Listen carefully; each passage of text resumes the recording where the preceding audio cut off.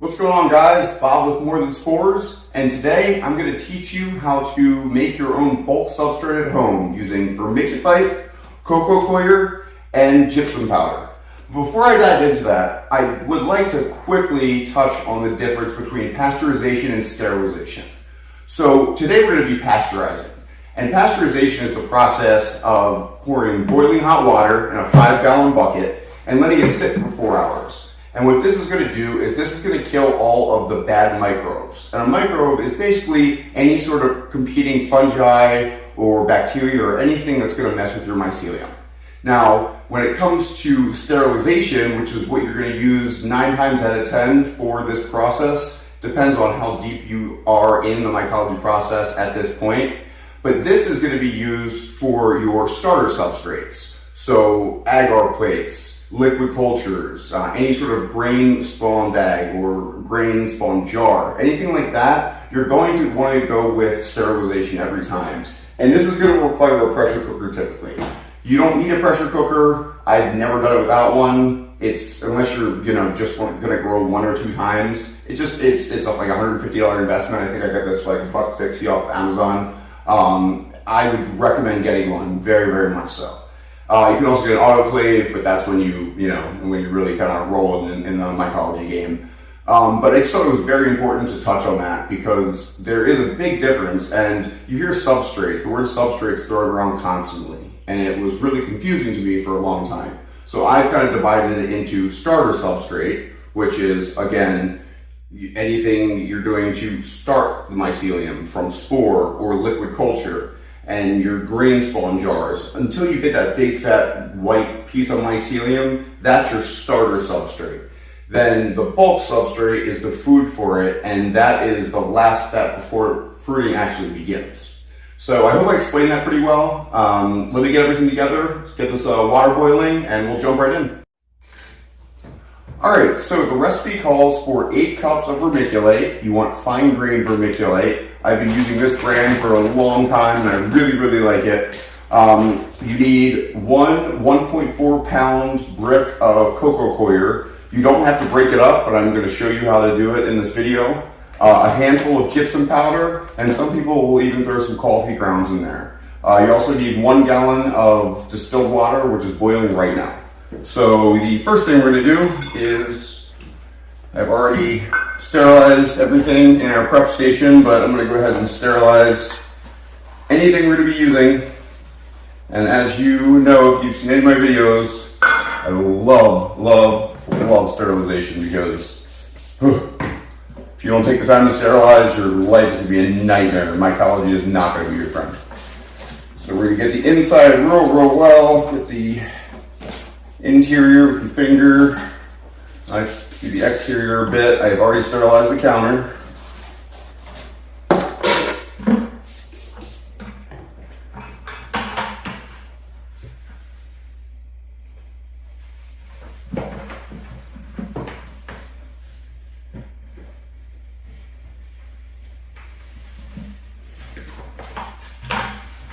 All right, we're good to go. So we'll start with the brick of coco coir. So let's make sure this is all aired out. And there we go. Not everyone cares about breaking it up, but I really like to. So it's a really big pain in the butt to actually break it in half. So if you just take, that's what I typically do. Take like my meat hammer, just bust it in half. Then you can see it just kind of flakes off. I don't know if it's necessary, but I do it, and never gets contaminated, and it's always mixed perfectly, so I'm just going to advise you to as well.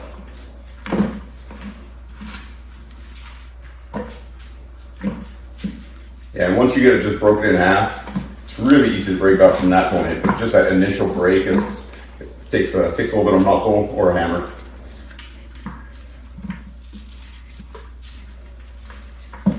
All right, so we have our coco coir. Next is our vermiculite.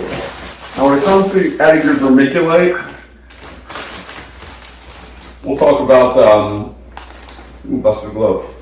We'll talk about what field capacity is, the last part of this video, but I like to try to make it not heaping cups because it takes in a lot of water, and if you have heaping cups, it's going to make it so you have to add more water at the end. If you just do it correctly from the very beginning and do exactly 8 cups, it should come out perfect every single time.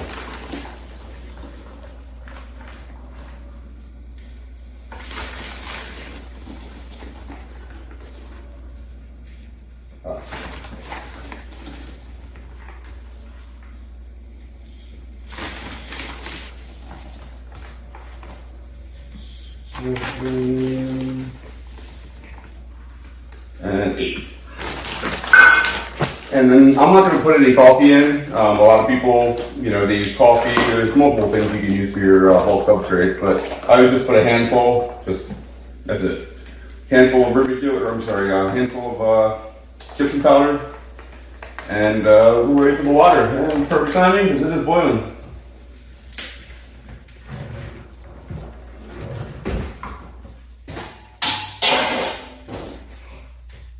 I always wait till my water is at a raging boil, and then as quickly as you can, get all the water in there. Pop your top on. Just a little bit of a shake.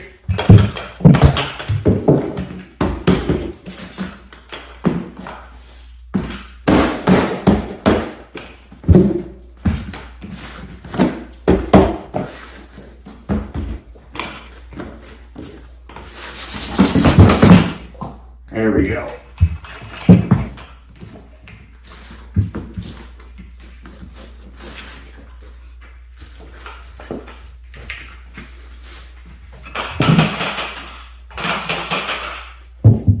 You'll know that your seal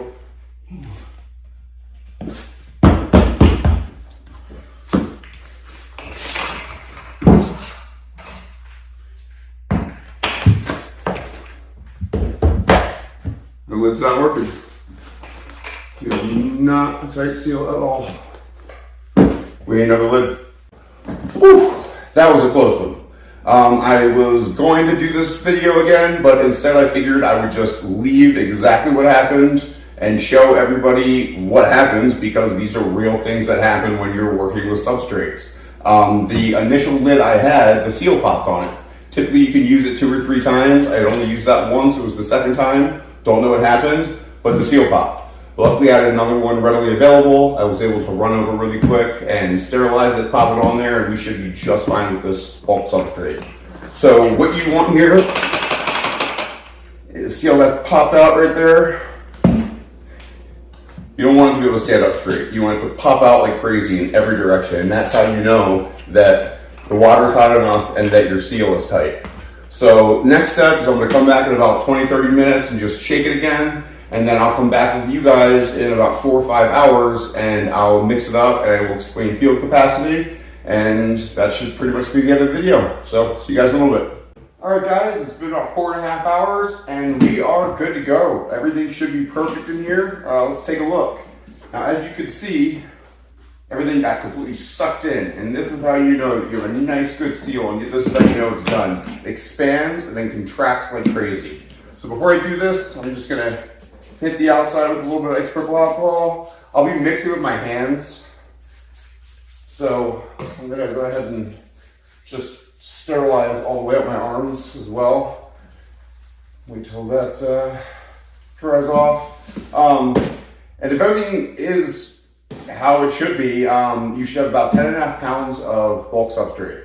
And for the tubs that I use, my mono tubs, that should be enough to fill 3 of them. So I usually mix about 3 pounds in with my grain spawn bag, my colonized grain spawn bag, and then I use another ½ pound to sprinkle on top. So let's see how we're looking.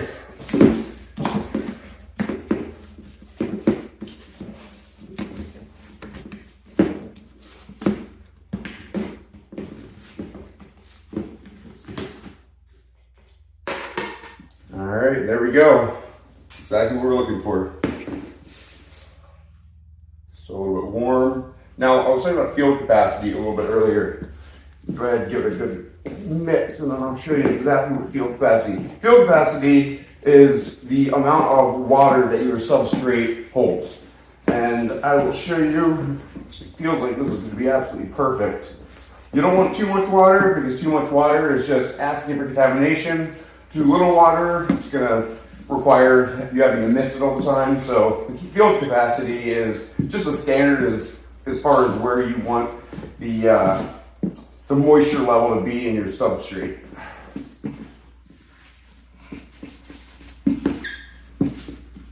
There we go, that's beautiful.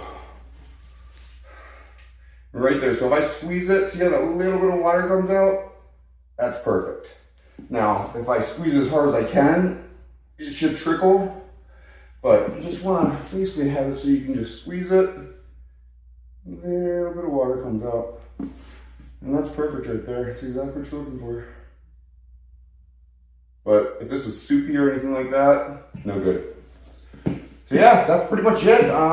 Thank you guys for tuning in. Please, if this is helpful, give me a thumbs up and a like, and subscribe to my channel. There will be many more videos to come. Thank you guys so much. Enjoy your day. See ya.